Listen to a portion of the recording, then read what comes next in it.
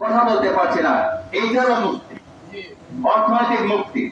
এবং একজন মানুষের স্বাধীনভাবে চলার জন্য যত রকম মুক্তির প্রয়োজন সবগুলো মুক্তি এই আয়াতের মধ্যে বলা হয়েছে। ভাইরা আমার, এই এলাকায় আরো আসছি, আপনাদের সবাইকে দেখার সুযোগ হয় নাই। এই চুপচাপ জাহাঙ্গীর ভাই, আনিস ভাই, এরকম কয়েকজনকে নিয়ে প্রোগ্রাম করে চলে গেছে। এই চুপচাপ, কেউ যেন না জানে, এইভাবে চলে গেছে। পুলিশ আসলো কিনা এদিকে আবার খেয়াল রাখা, অনেক কিছু ছিল। আলহামদুলিল্লাহ, আলহামদুলিল্লাহ। এই জন্য আল্লাহ পাকের দরবারে শুকরিয়া, আজকে আমরা খোলা মনে স্বাধীনভাবে কথা বলতে পারছি। এইটা আমরা চেয়েছিলাম। জামাত ইসলাম আর কিছু চায় না। জামাত ইসলাম চায় আমরা স্বাধীনভাবে কথা বলতে পারি, স্বাধীনভাবে মানুষের দরবারে, মানুষের দুয়ারে দুয়ারে পৌঁছতে পারি, আবার সেখানে ইসলামের দাওয়াত দিতে পারি। ঠিক না? তাহলে এখন আমাদের দায়িত্ব পাচ্ছে না, কমছে? মুক্ত হয়ে কিন্তু দায়িত্ব এটা আমাদের খেয়াল রাখতে হবে। ভাইরা আমার, অনেক ভাইয়ের কাছে শুনেছি, আপনারাও জানেন, ফেরাউনের নাম শুনছেন না? ইসলামের সবচেয়ে বড় শত্রু ছিল ফেরাউন। নমরুদের কথায় দুই এক জায়গায় আসছে, তার নাম নিয়ে আসে নাই। কোরআন শরীফে নমরুদের নাম আমি পাইনি, অন্য ওলামায়ে পাইছেন কিনা জানি না, কিন্তু ফেরাউনের নাম প্রায় সূরার মধ্যে আছে। কিভাবে আছে না? আর ফেরাউনের সাথে আরেকজন কে? মূসা। ঠিক কিনা? ফেরাউন যেখানে, মূসা সেখানে। তো ভাইরা আমার, আজকে কি ফেরাউন আছে? আছে কিনা? আছে। ফেরাউন আছে। এই ফেরাউন যে আছে, আমি এই ফেরাউনের আয়াত দিয়ে আপনাদেরকে এটা প্রমাণ করতে চাই। আপনারা বুঝবেন কারা ফেরাউনের ফেরেশতা, কারা ফেরাউনের উত্তরসূরি, কারা ফেরাউনের ভূমিকা পালন করে যাচ্ছে। সূরা কাসাস 20 পারায় একেবারে প্রথম থেকে কয়েকটি আয়াত, আমি শুধু অনুবাদটা করে যাব, এখানে তাফসীর করব না। আল্লাহ রাব্বুল আলামিন নবীজিকে লক্ষ্য করে বলছেন, এই সূরাটি রাসূলের মক্কি জীবনের শেষ সূরা। মক্কি সূরা, মাদানী সূরা, কোরআন শরীফে দুই ধরনের সূরা আছে, আপনারা জানেন না? এর মক্কি জীবনের শেষ সূরা। এবং এই সূরাটা একটি আয়াত আছে, এই আয়াতটা আল্লাহ রাসূল সাল্লাল্লাহু আলাইহি ওয়াসাল্লাম যখন ওই যে গারে সুর, যেখানে প্রথমে গিয়ে লুকাইছিলেন, এখান থেকে যখন মদিনার দিকে রওনা দিচ্ছেন, কাবা ঘর দেখা যায়, মক্কা দেখা যায়, নিজের জন্মভূমি দেখা যায়, কি বলেন, খারাপ লাগে না? আপনাকে আমাকে যদি বাড়ি থেকে বের করে দেখো, তাহলে যতক্ষণ পর্যন্ত দেখা যাবে ফিরে ফিরে টাকা মার কাছে চোখের পানি করবো। কি বলতে? হযরত জিবরাইল আলাইহিস সালাম আসলেন, আয়েশা বললেন, হে রাসূল, আপনার তো মনে হয় মনটা খুব খারাপ।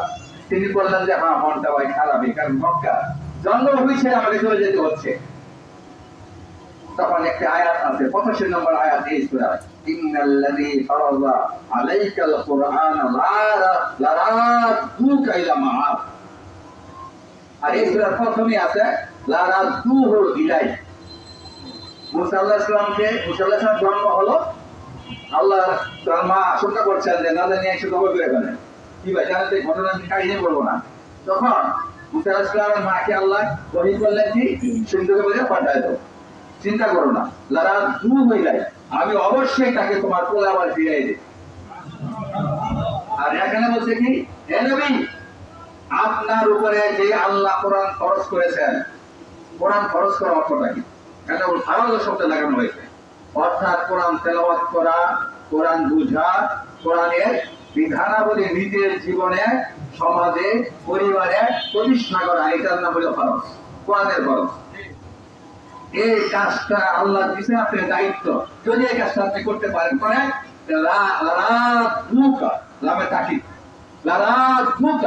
অবশ্যই আপনাকে আল্লাহ ফিরিয়ে দিবেন ইলা মাআদ, এই মক্কা আবার ফিরে আসবেন। আনেন নাই? ঠিক আছে কিনা? দেখেন ফেরাউন চিনবেন কেমনে। আমি এই কথা আগে বলে তারপর আমি বক্তব্য যাব।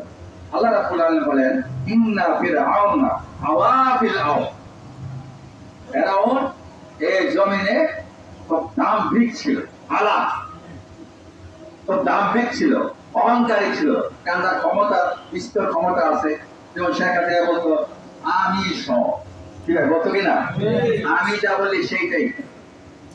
যাই হোক ভাইরা আমার, এখন সে কি কাজ করছিল দেখেন, জালা আহলা শিয়ার, সে তার রাজ্যের যারা লোক ছিল, যারা নাগরিক ছিল তাদেরকে বিভিন্ন দলে বিভক্ত করেছে। আমাদের বিভিন্ন দলে বিভক্ত করা হয়েছিল কিনা? তাহলে কার কাজ? দেখেন কার কাজ, এটা খেয়াল করবেন।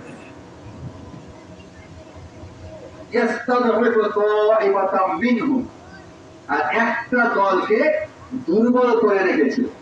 কোন দলটা? কোন দলটা? ঠিক কিনা? মানে তাদের ভয় ছিল। আমি শেষে আসতেছি, কিন্তু আল্লাহ কি বলতেছেন দেখেন, অনূরিদু আন নামুন্না আলাল্লাযিনা ইসতুদঈফু ফিল আরদ।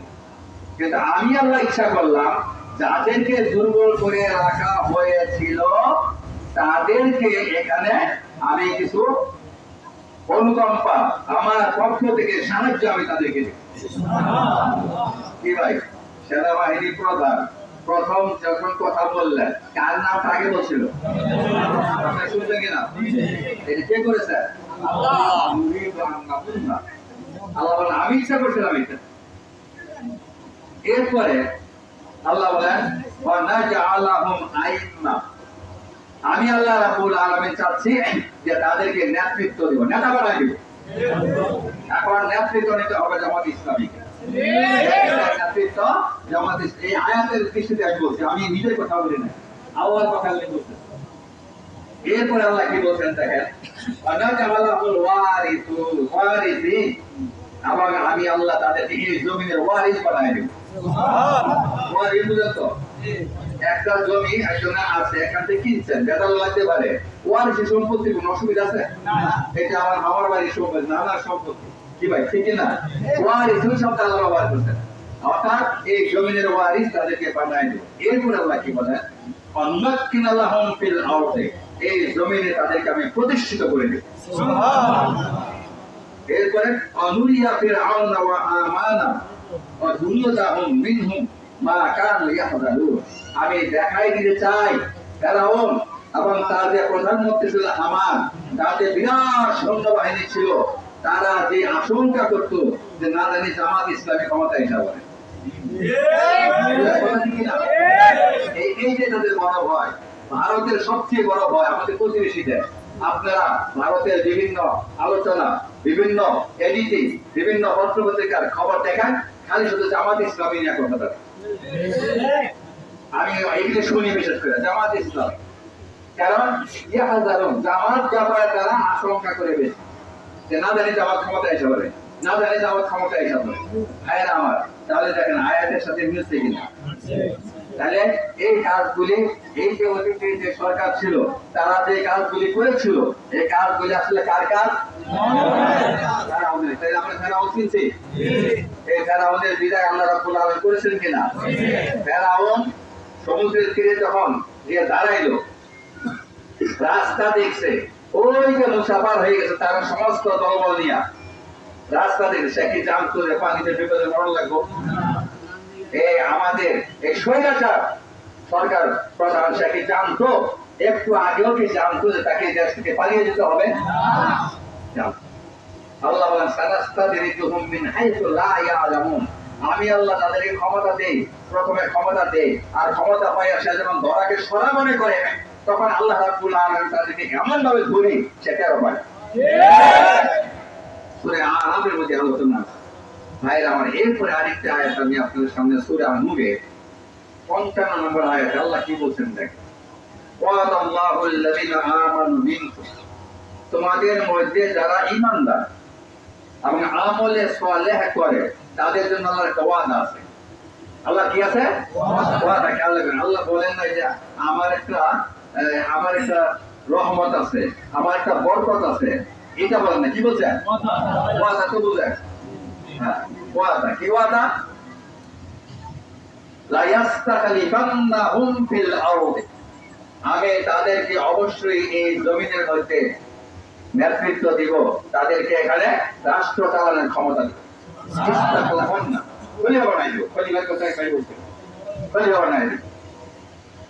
যেমন ভাবে অতীতে আমি করেছিলাম, তাই এরপরে যেটা আল্লাহ বলছেন যে ওয়ালা ইউমাক্কিনান্না লাহুম দীনাহুমুল্লাযী তাওয়া, আর যে দিনকে আমার পছন্দিত, আমার মনোনীত যে দিন, এই দিনটাকে আমি এই জমিনে প্রতিষ্ঠা করে দিব। এই দায়িত্ব কে নিছেন? আল্লাহ নিয়েছেন। আল্লাহ কি করে দিবেন এমনি? আমাদেরকে হরকত করতে হবে, কি ভাই ঠিক না?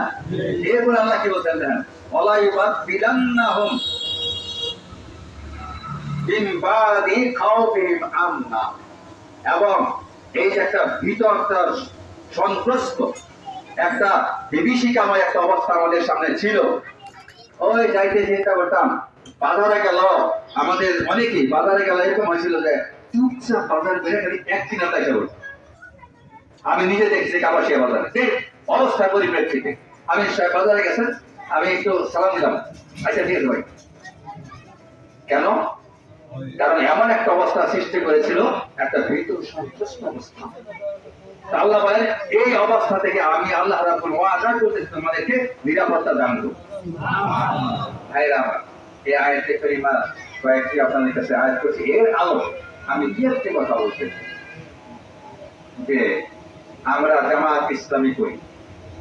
জামাত ইসলামী 1941 সালের 26শে অগাস্ট এই মাসে প্রথম প্রতিষ্ঠা লাভ করে। জামাত ইসলামী প্রতিষ্ঠা লগ্ন থেকে কোরআনের আইন, আল্লাহর আইন, আল্লাহর জমিনে কায়েম করার এই শপথ নিয়ে তারপরে পথ চলা শুরু করে দিয়েছে। এটা আমরা জানি। এই জন্য আমাদেরকে এখানে বিভিন্ন টায়ার আছে, সহযোগী, তারপরে কর্মী, সক্রিয় সহযোগী, কর্মী, এরপরে কি রোকন। আলহামদুলিল্লাহ, এটা আপনারা যারা জানেনি, আপনারা সবাই কর্মী, তাই না ভাই? আমরা সবাই ইসলামের কর্মী। আর কর্মী আমাদেরকে হতেই হবে। কর্মী আমাদেরকে হতে হবে। কেন হতে হবে? আল্লাহ বলছেন নির্ণয়মা আজরুল আমিলিন।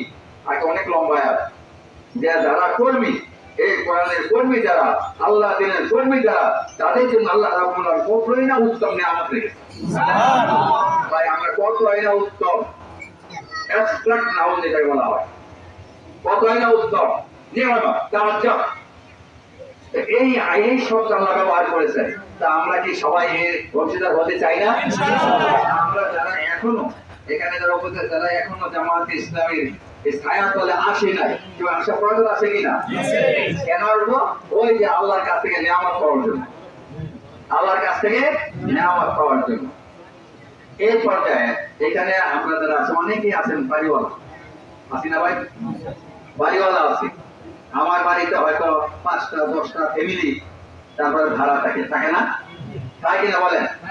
আচ্ছা বলেন, এই যে আপনি দাওয়াত পাইয়া জামাত ইসলামী করতেছেন, আপনি দাওয়াত পাইয়া যায় আপনার আমল সলেহ করতেছেন, এইটা কি ওনাদেরকে বলা আপনার দায়িত্ব না? কি বল দায়িত্ব কিনা? ওই আপনি বাড়ির মালিক হিসেবে ওনাকে দাওয়াত দিলে যতটুকু এফেক্টিভ হবে, উনি গিয়া যত বড় হুজুর হোক, উনি দূরের থেকে দাওয়াত দিলে এতটুকু এফেক্টিভ হবে? বলবে কি আমার বাড়িওয়ালা বলছে, কি বলবে আমার বাড়িওয়ালা বলছে। এই দায়িত্ব আমরা পালন করতে রাজি আছি কিনা? আমাদেরকে পথ চলতে হবে। একটা কথা বলা হয় যে চুপ কান খোলা রেখে চলা। কি? চুপ কান খোলা রেখে চলা, যাতে কি হচ্ছে, কোথায় কি হচ্ছে, এইগুলি আমাদের খেয়াল রাখতে হবে। এই যে প্রতিবিপ্লব করার জন্য যারা চেষ্টা করছে এবং এই চেষ্টা অব্যাহত থাকবে। আপনারা বুঝেন তো আমাদের পাশে কারা আছে, তারা এটাকে যে কোনো পর্যায়ে তারা চেষ্টা করবে সর্বাত্মক যে এটাকে কিভাবে মানে পরিষ্কার করে দেওয়া যায়, এটা কিভাবে নস্বাত করে দেওয়া যায়, এই জন্য তারা চেষ্টা করবে। এটা অতন্য প্রহরী হবে জামাত ইসলামের মধ্যে।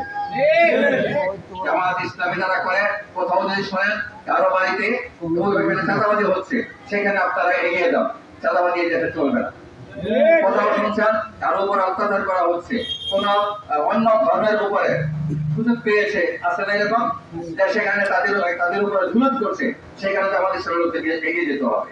যদি আমরা এইভাবে সকল জায়গায় ভূমিকা পালন করতে পারি, তাহলে আগামীর বাংলাদেশ হবে জামাত ইসলামী বাংলাদেশ।